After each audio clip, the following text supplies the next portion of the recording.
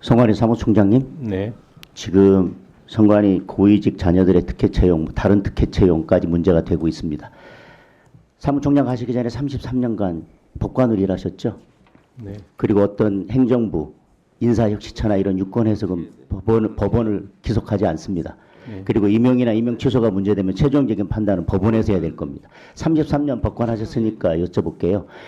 성관에서 특별 채용한 게 신규 채용입니까? 아니면 승진입니까? 아니면 전부입니까?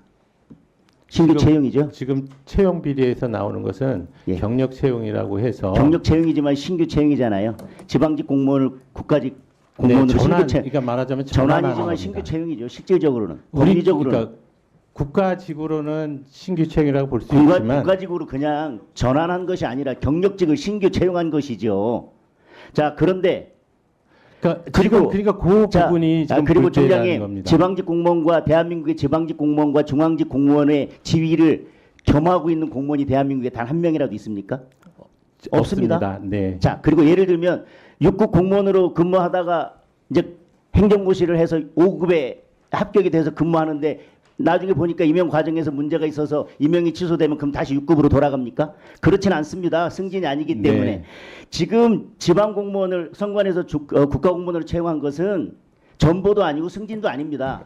그런데 이거에 대해서 수사 의뢰를 했으면 지금 선관에서도 이걸 범죄 행위라고 생각을 하고 계실 텐데 왜 인사혁신처에 지금 특혜 채용이 문제된 고위직 자녀들이 지방직 공무원의 지위가 유지되고 있느냐고 물어보신 겁니까? 어떻게 지방직 공무원과 국가직 공무원의 지위가 같이 유지가 될 수 있습니까? 왜냐하면 이게 문제가 되고 취소가 되면 다시 지방직 공무원 원래대로 돌려보내시려고요?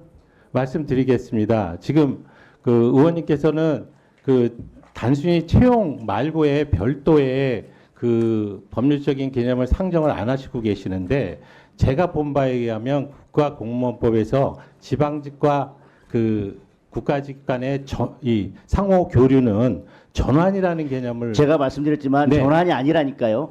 다시 말하면 인사혁신처나 이런 데 국가기관이 인사 관련된 데서 관여한 것이 아니라 지방직 경력이 있는 사람을 그러니까 선관위에서 그거 말씀드리지 독립기관인 않습니까? 선관위에서 특별 채용을 한 그러니까 것이죠. 신규 채용한 의원 것이죠. 면직 형태로 지방직에서는 면직이 되고 우리한테 신규 채용이 되는데 이 신규 채용과 이 면직 사이에는 조건부라는 겁니다. 그래서 별도로 채용이라고 안 하고 국가직 전환이라는 개념을 쓰는 것이고요. 그것 때문에 이 법률적 성질이 자, 중요한 거는 무엇이냐를 수사 의뢰 좀 했다면 밝힐 이 필요가 특별 있다는 채용이 겁니다. 범죄 행위라는 건데 이 범죄 행위를 저지른 분들을 다시 지방직 공무원으로 돌려보낸다고 자, 하는 게 그리고 지금 국민들이 납득할 수 있겠습니까? 그 부분은 범죄행위라고 제가 본 게 아닙니다. 지금 감사원의 감사 결과를 우리 의원님들께서도 보셨지만 그 지금 해당 비리 채용과 관련된 채용자들은 감사원에서 어떠한 징계 조치 요구도 없었습니다. 그 취지는 뭐냐면 실질적으로 감사 결과를 보면 이들이 이 지금 비리 행위에 어떤 식으로 연루가 됐는지가 정확하게 밝혀지지가 않았습니다.